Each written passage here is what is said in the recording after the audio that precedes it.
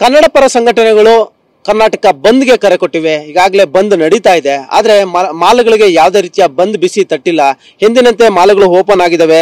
ಈಗಾಗಲೇ ಬಹುತೇಕ ಸಂಘಟನೆಗಳು ಹೇಳಿದ್ದು ನಾವು ನೈತಿಕ ಬೆಂಬಲ ಕೊಡ್ತೀವಿ ಅಷ್ಟೇ ಅಂತ. ಅದೇ ರೀತಿಯಾಗಿ ಹೋಟೆಲ್ಗಳು, ಮಾಲ್ಗಳು ಮತ್ತೆ ಬಸ್ಸುಗಳು ಕೂಡ ಓಡಾಟ ಸಂಚಾರ ಆರಂಭ ಮಾಡಿದ್ದಾವೆ. ಹೀಗಾಗಿ ಮಾಲ್ಗಳು ನೀವು ಸಹಜವಾಗಿ ನೋಡ್ತಾ ಇರಬಹುದು ಎಂದಿನಂತೆ ಓಪನ್ ಆಗಿದ್ದಾವೆ. ನಾನೀಗ ಮಾಲಾಫೇಶಿಯ ಮುಂದೆ ಇದ್ದೀನಿ, ನಿಮ್ಗೆ ತೋರಿಸ್ತಾ ಇದ್ದೀನಿ ದೃಶ್ಯಗಳಲ್ಲಿ ಯಾವ ರೀತಿ ಇದೆ ಅಂತ.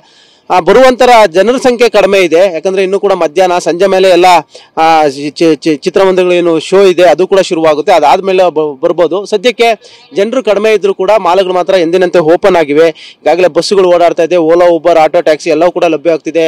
ಶಾಲೆಗಳು ಓಪನ್ ಇದಾವೆ, ಹೋಟೆಲ್ಗಳು ಓಪನ್ ಇದಾವೆ, ಮಾಲ್ಗಳು ಕೂಡ ಎಂದಿನಂತೆ ಸಹಜವಾಗಿ ಓಪನ್ ಇರುವಂತದ್ದು.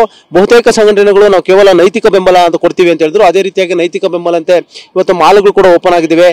ಇತ್ತೀಚೆಗಷ್ಟೇ ಮಾಲಾಫೇಶಿಯ ವಿರುದ್ಧ ಸಾಕಷ್ಟು ಒಂದು ಕನ್ನಡ ಪರ ಹೋರಾಟಗಾರರು ಒಂದು ದೊಡ್ಡ ಮಟ್ಟದ ಹೋರಾಟ ಮಾಡಿದ್ರು. ಅದಾದ ಬಳಿಕ ಈಗ ದೊಡ್ಡದಾಗಿ ಮಾಲಾಫೇಶಿಯ ಅಂತ ಕನ್ನಡದಲ್ಲೇ ಕೂಡ ಹಾಕಿದ್ದಾರೆ.